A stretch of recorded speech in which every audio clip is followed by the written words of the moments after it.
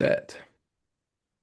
Right. Ladies and gentlemen, I got with me the one and only Khnum. Khnum, you're one of the youngest, most successful, most awesome people I've ever met. And so I'm pumped to interview you, man. You, bro. I want to hear the story. I want to hear the insights, and I'm sure you're gonna share many gems along the way, man. So Yes, let's sir. let's dive in, dude. Where do you want to start the story? You want to go like childhood? You want to go like when you're just hanging out with David Goggins and them? Like what do you want to do? Let's start with childhood. That way we can get a picture of like where I was before, relate a bit. Yeah, let's do it. All right. So I guess I started before like getting into the success and the tools and programs that I use now. I started off.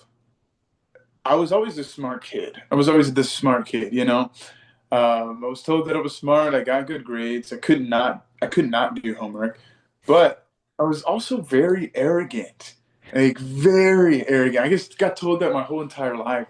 And I conceited. I can't take constructive criticism. This, and that. And like, I would always get so pissed off because I didn't know like how to fix it. I would try. I would try. I I swear up, hands and down, I would try but the same kind of feedback kept getting relayed to me, right? And so I was, arrogant, conceited, and then also I had extreme anger issues, Mhm. like extreme. You could say like one word to me, and then I at school I maybe like storm out the room, but at home I would literally yell at the top of my lungs, like Wow. or actually start fighting my siblings, like fighting. My brother would have to either stop me or like something would have to go on before like I would actually stop, or I just get so tired. I would tire myself out from the anger, and that's like kind of insane to say that, but that's what would happen, and so. Um, I kind of got introduced to the group by a close family friend of mine called his name is Kyle, and I was following him loosely because I was into like the success, like trying to change yourself type of thing. Because what I was struggling with at the time, it was like right before my freshman year. Hmm. I was struggling with the time was number one, I went from a school of 60 kids in my grade to 1,000. Wow. So I no longer knew everybody. Um, I no longer could use like the years and years of knowing that person as like a way to I communicate. I had to figure out how to be charismatic, which was something that I wasn't. Hmm. I was always like in my family, I was considered the nerd. Like I fit every single like non-athletic, super duper smart, doesn't listen to nobody, and he's not like he doesn't have any social skills. That's what I was told. In fact, it was so bad that my dad had an intervention with me when I was maybe like seventh, eighth grade, and he sat down with me. He was like, "You don't have any social skills," and I was like, what the like? How does it even? Like, I don't even like. I mean, of course, I didn't even understand that. I was like, what do you even mean? And so I tried to like look up some videos on it, started trying to learn like body language and communication and stuff like that. Um, but I didn't have any social skills, so I wanted to be cool. I wanted to be popular, so I started like looking into like self development and stuff like that to try to look to see how to change my life and stuff like that. Change kind of what I've been stuck in for the past years and years. And so Kyle was along the same boat. He was really, really trying to change, and so he would deep dive into different areas. He's like maybe atheism, then he'd go into like spirituality, then he'd go into like this other kind of stuff, and I would like loosely follow him. Like I just kind of, it's almost like a blog. I was kind of like he was doing all the research, and I was like reading up on him like a blog, and I like loosely follow him. And so it wasn't until he found this process called like self forgiveness, um, and he was doing that a lot.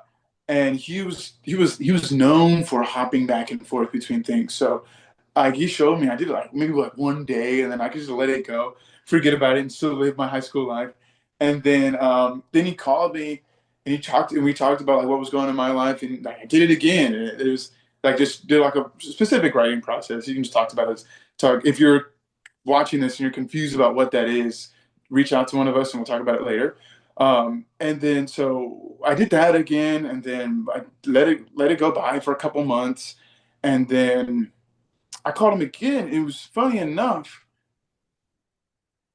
He's known, like I've known him. I've known him since I was 7. He's known for hopping back and forth, a couple months here, a couple months there, but he was actually doing the exact same thing, and he had a car.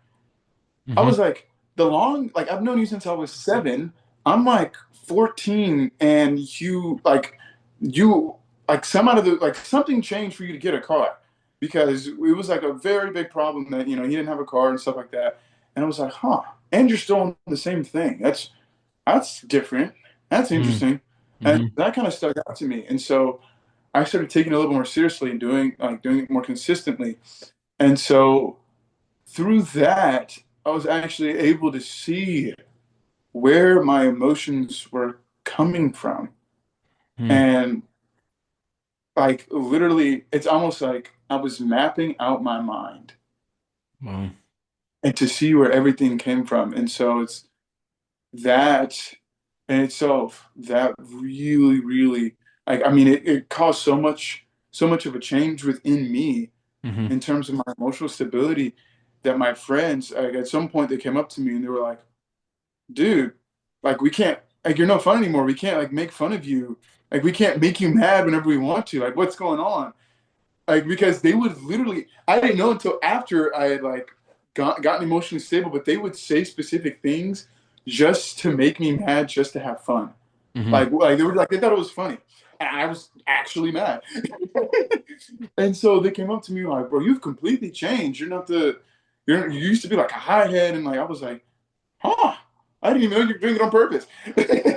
And so that was really cool. And I guess yeah, that's a little bit in terms of how I got started. I Yeah. mean, Do you I have there's so much. yeah, do you have an example of you said you were learning how to map out your mind, or that was like a side effect of doing this? Was there a moment that you Mhm. really noticed like, whoa, this is coming from there, or like where you had insight into how your mind was working? Yeah, of course.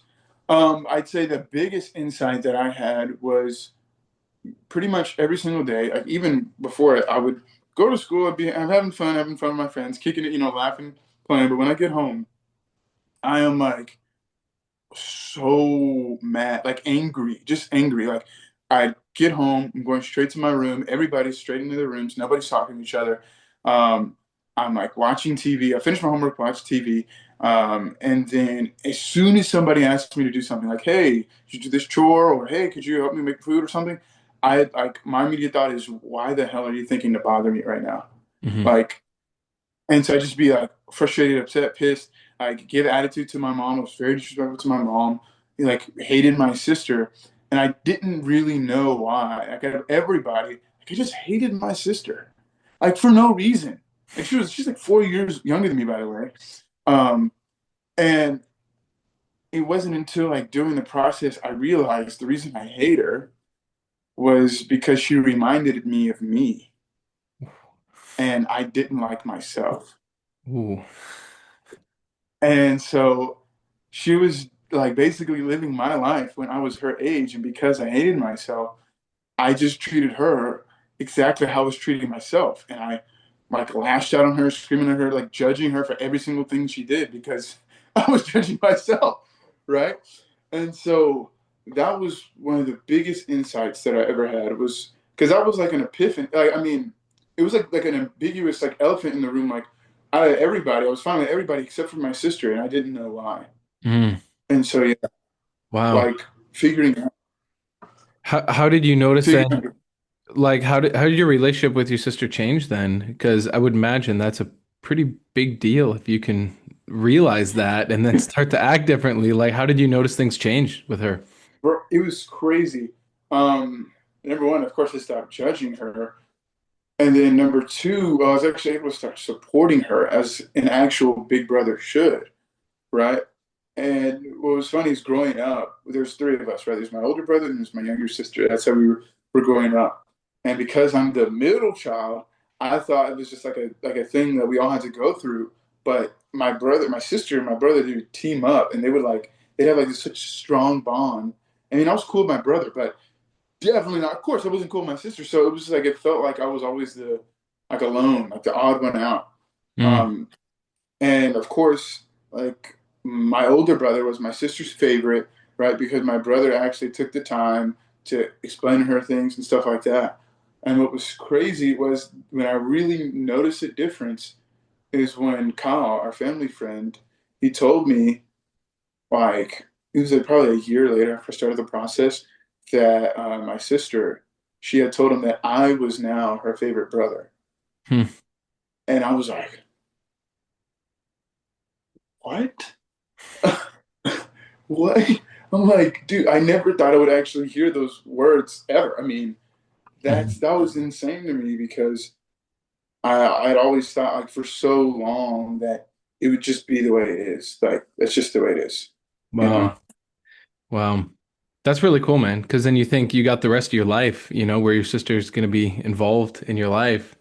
Think of the different trajectory that you're on now compared to what it's Exactly. been. So props to you, Mhm. man, for doing that. So you started this journey of doing like the self-forgiveness, really doing the real inner work, right? How long Mhm. was this? 3 years or? The really starting probably like 3 to 4 years ago, a little bit over 3 years ago, yeah.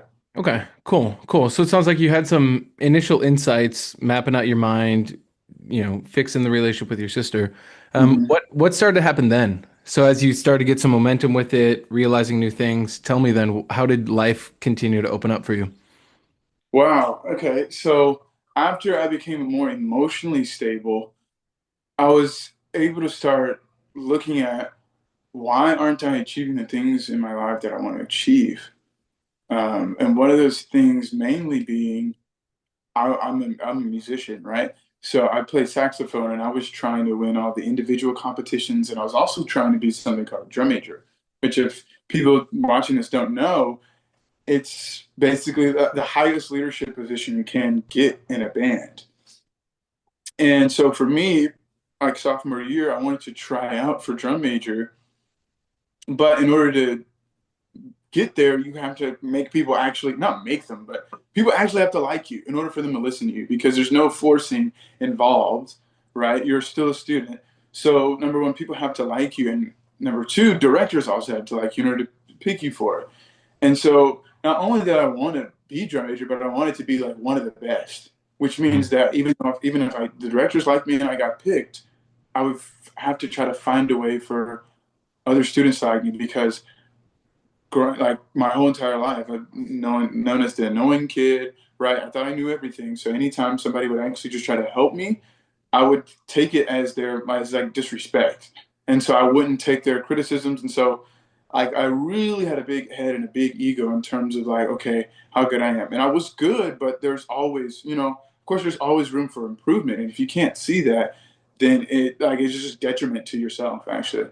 So um I was doing my self forgiveness, working with Kyle, and then eventually I got this program that has allowed me to reprogram my unconscious and subconscious. So I was actually able to change the way I thought about criticism and help and feedback, and the way I thought about authority, and the way I thought about myself, so that I was actually able to like open up my ears and listen.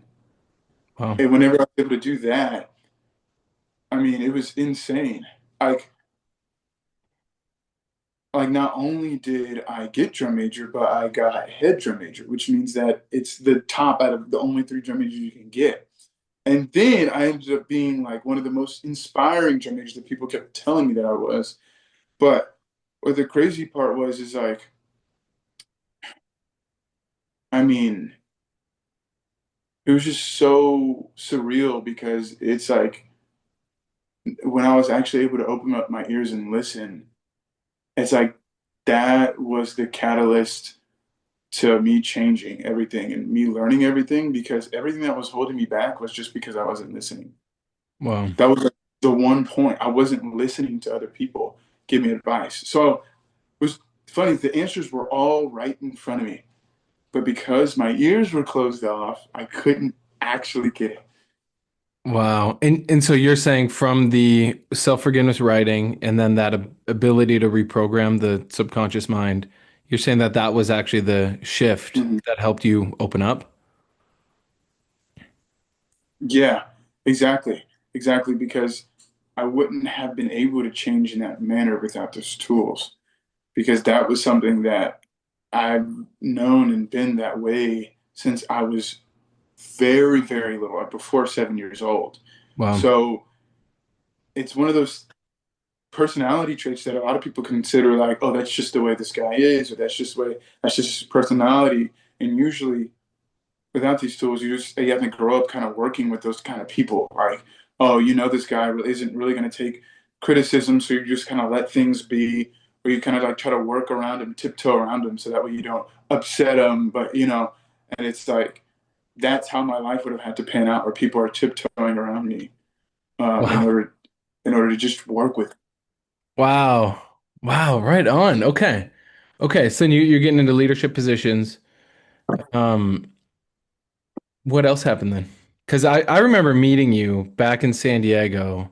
I think that was the first time we actually met. Hmm. Been almost three Yeah, years, well, 2-ish to 3-ish years ago now. Was this right yeah, around the same time?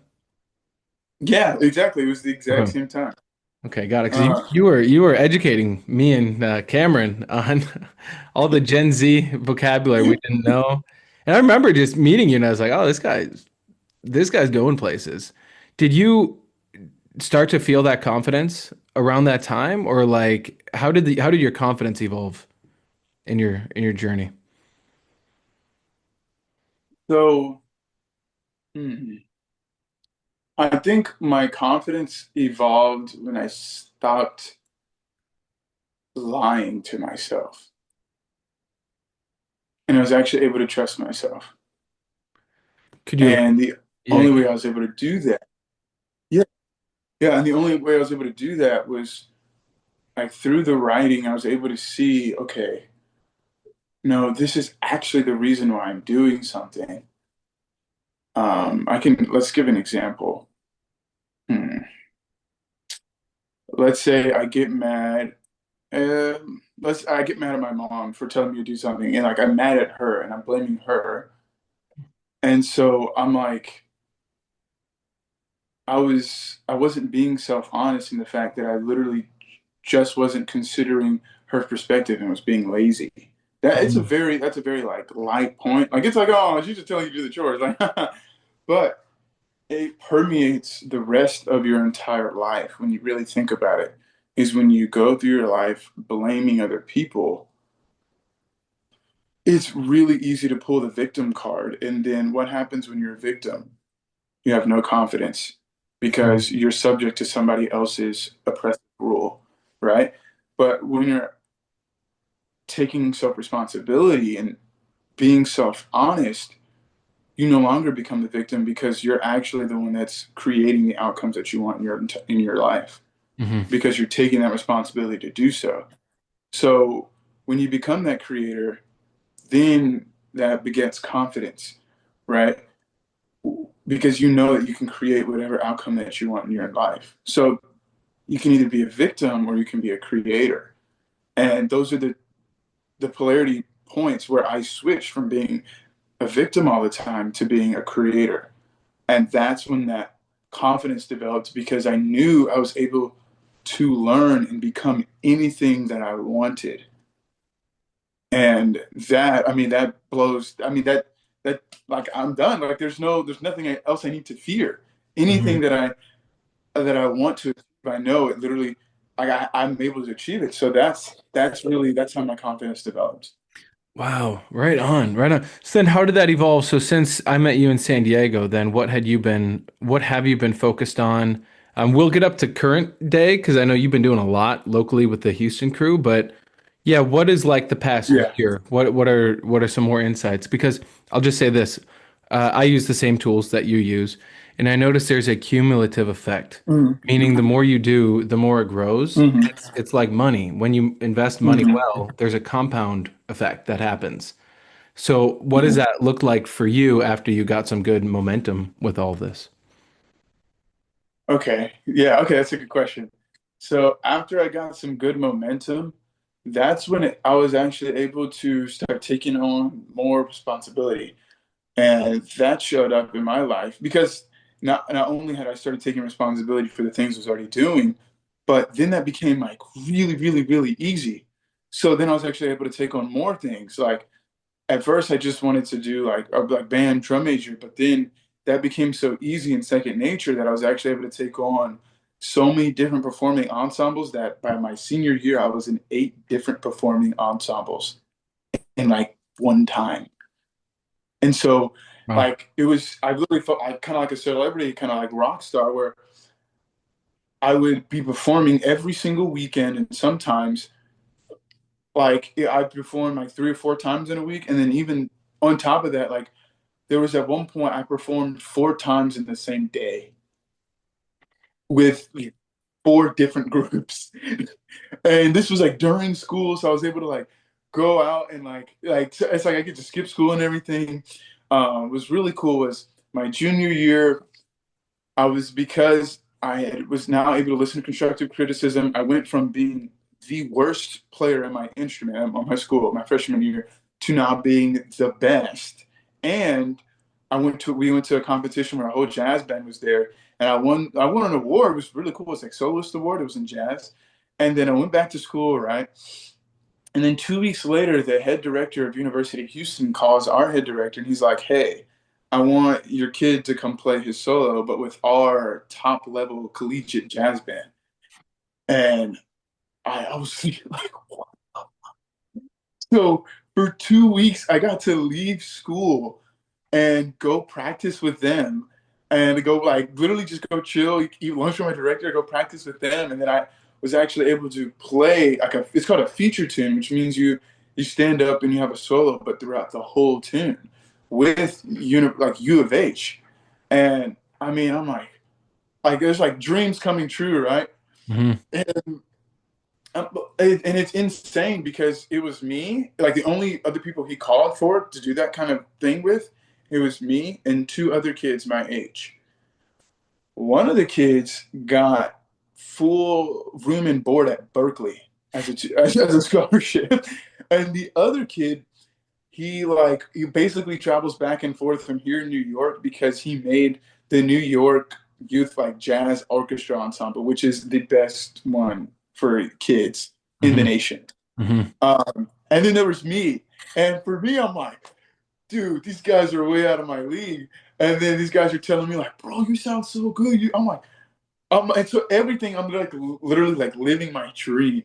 Wow. Um, and it was so cool seeing that. Um, and getting to play more, like learning random instruments, new different instruments. Then I started off in choir, and I've grown up. I've never been able to sing like ever. Like everybody in my family could sing. I couldn't. Like we know, it was like a well known thing. Like me and John Anthony, not so much, right? Like stick to playing instruments. Um, I was actually able to like with one of the learning programs that I got. I was actually able to learn how to sing. And the first time of me ever being in choir, they put me on varsity. And then that same year, within 2 months, I was able to beat people in a competition. See, it's like a choir competition, like individual. I was able to beat people I did the math on it with more than 48 times the experience that I did. Wow. So I was actually able to make something called Region, and I mean, so many doors opened up, and I was able to meet my basically what I call my idols, like my celebrities, because I was planning on going to college for music, right? Hmm. And so I was able to through like climbing, basically like climbing up the ladder in ways that I never thought I could. I got pretty freaking high, and then I met someone. I forget his name. I think his name is Andy, but I don't know if you've ever seen the movie Soul from Disney with all the Mm. music instruments. But if you're watching there and you have, he's the guy who played the trombone. Like there's a kid who plays the trombone in there. He was like the guy behind the Okay. screen. And he's also been in, like Transformers, Minions, Avengers, like all the soundtracks. He's in all of them, Hmm. right? He's like the nation's trombone player in a sense. Um, And I was blessed to be able to get to have a do a Q&A with him.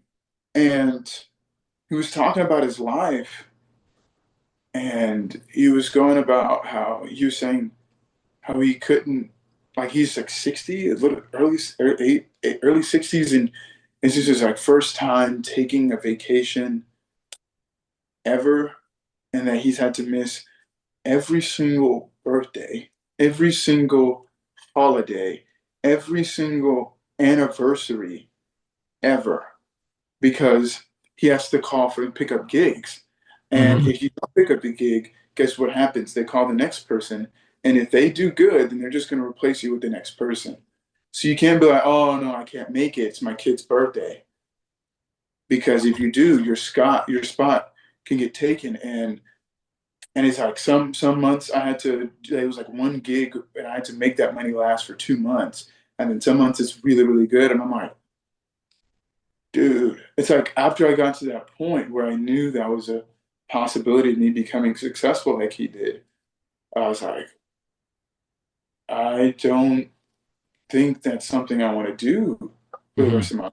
Like I want to have a family, but I also want to have the freedom to be able to spend the time with Yeah. them. Like, otherwise, what's the point, right?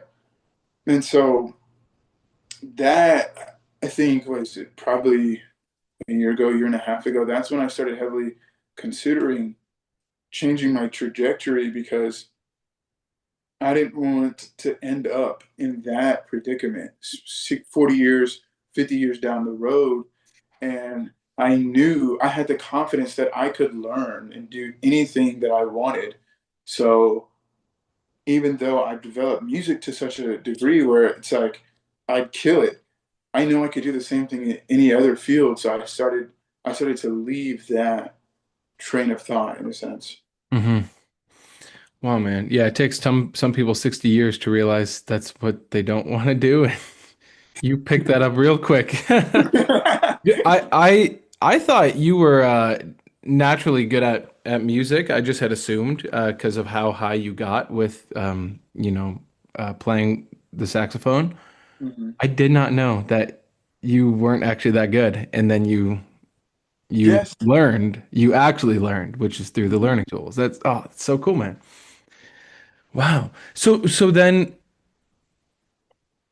what have you been focused on as of recent then? Because let me just say this. For anyone listening to this, if you can hear Khnum's trajectory and how much he's changed over the past few years, and you can just see how much confidence he has, can you imagine in 5, 10, 15 years where he'll be? I mean, that's what part of the reason I wanted to do this interview is because this is a little stamp in history where people could see, oh wow, that was younger Khnum, and then when you're Yeah. famous doing whatever you're doing, it's like you can see the trajectory and that it's replicatable with other people. That's what's so cool. It's not because you're special per se.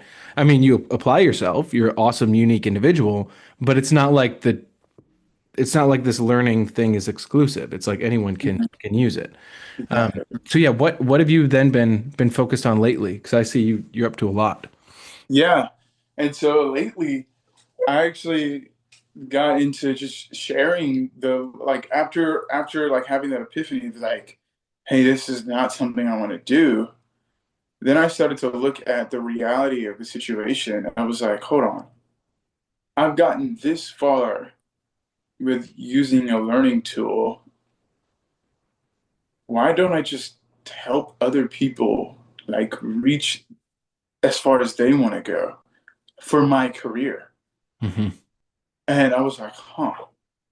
And man, after I had that thought, it was like 8 months of turbulent switching back and forth between, hey, I want to go to college, or hey, I just want to, nah, I'm gonna start a bit, I'm gonna start my business, and I'm gonna share this program. And it's just switching back and forth, back and forth, back and forth, because my whole life, and like me personally, I set up my whole life so I could go to college.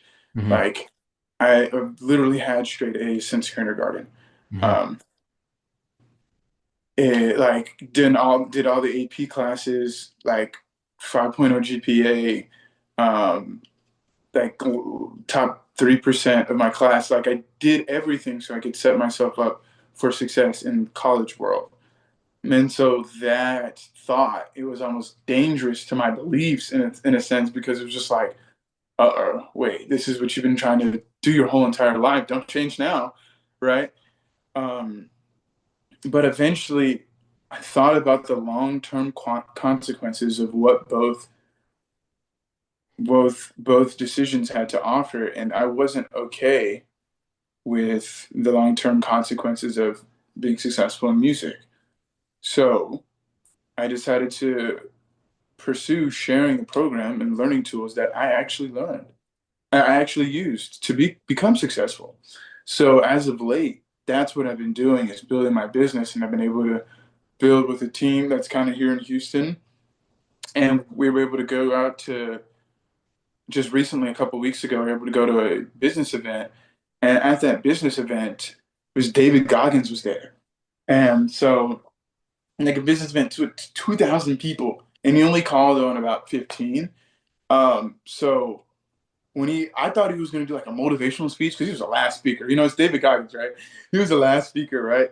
And I was like, okay, here goes some inspirational like quotes and stuff like that. But apparently, it was a Q&A, and I was like, whoa, a Q&A? What? And I didn't have any questions. I sat there and I was just like, what question should I ask? What question should I ask? What question should I ask? I couldn't think of anything. But luckily, I had one of my mentors and like a teammate right here next to me, and he was like, "You should say this, and you should ask this question." I was like, "Well, I have like a hook, and I have a question. There's no other than me just chickening out. There's no really other reason I shouldn't stand up." Um, and then it's so cool having a team that's able to push you. Like I stood up and I was like, you know what? He's going to call on me. And then like it was just like the resolve. It was just so Yep. certain. Like I don't know. It doesn't even make logical sense why I was so certain, because there was just so many people in the room. But I was just so certain that he was gonna call on me. And it was crazy. I stood up and I'm waving my hand and stuff like that. And he points and then he picks the person right in front of me. Oh my, because what he's doing is he's going across the room all Hmm. the way until he gets back. And so not only did he just pick on my side of the room, but he just picked right next to me. So that means that likely, even when he gets back to my side of the room, he's going to pick somebody way back there. And he was like, okay, Aaron, we're about to have to finish up in a few minutes. I was like, dude. And then so like I went like boom, I started watching everybody and seeing who he was picking and why he was picking them. And then like by the time he got over, bro, I was like jumping up and down, waving my hands. And he was like, dude in the blue suit.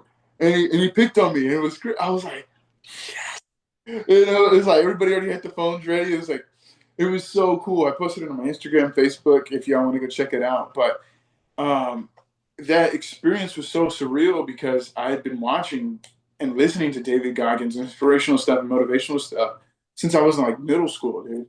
Hmm. So I work out and stuff like that, and it was crazy because the advice he told me, it just affirmed what I was already doing. So it like really empowered me, because I was like, damn, I literally just got the David Goggins stamp of approval. Mm. Um, and so I mean, that in itself was amazing. And then literally the next day, I went to another event, and that was in a city that was in Austin, and that was in like 3 hours away. And there I went to a homeschooling convention. I met a whole bunch of really cool families that were like taking the initiative to educate their kids. And man, it was like I really changed there, because I was actually able to learn how to step out of my shell and actually talk to people that I don't know beforehand. And it's like developing that ability to communicate and develop a connection really, really quickly Mm. without having to know them beforehand and stuff like that. So that was that's that was really cool for me. And yeah, since then I've just been building the business, working really hard and developing that ability to create my own income. Nice, man. And I know you're gonna be massively successful with it. I just want to touch on a point you said earlier. So you Yeah. were getting good grades, like since Mhm. kindergarten, right? Now, from an outsider's perspective, someone listening to this is probably like, well, Khanum, you already had straight A's. Why do you need a learning program? Like you clearly know things. Hmm. What would you say to someone who's like, wait, Khanum, you clearly get good grades. You must be educated. Why are you trying to learn new things? Why would you need that? How do you how do you Okay, answer that, Khanum?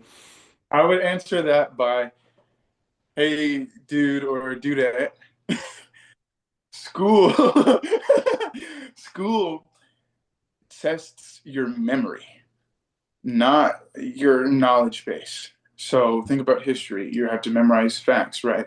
Think about math. You just have to memorize how the numbers work together. Reading, you literally just have to memorize. It's just memory. Mm, And so what school does, it rewards the people who memorize the most, right? If you memorize all the formulas for chemistry, remember all the rules and stuff. For physics, it's really easy. So I just had an apt for memory, but my ability to try and learn new things wasn't good. mm, Like, say I tried to go learn how to play, like, I wasn't athletic, so if I tried to go learn golf or basketball or something, that was extremely hard for me. And where everybody would just pick it up, or if you get it in a couple tries, I was in football and it took me like 9 months to learn how to run. Like, that's how bad it was. mm. Um, Wow. and so you think about school, it's like straight A's. People, a lot of times they see it as like the end goal, but at the end of the day, school doesn't teach you how to communicate. School doesn't teach you confidence. School doesn't teach you leadership. School doesn't teach you how to make money, right? And so the only thing it really does is it prepares you for the job market, and it just rewards and benefits to people that have good memory. So, so if you ever want to do something outside of school, like where you want to be in a position of leadership, or you want to have good communication skills, or you want to learn something that you're not privy to beforehand, and it's not like your natural thing. Mm.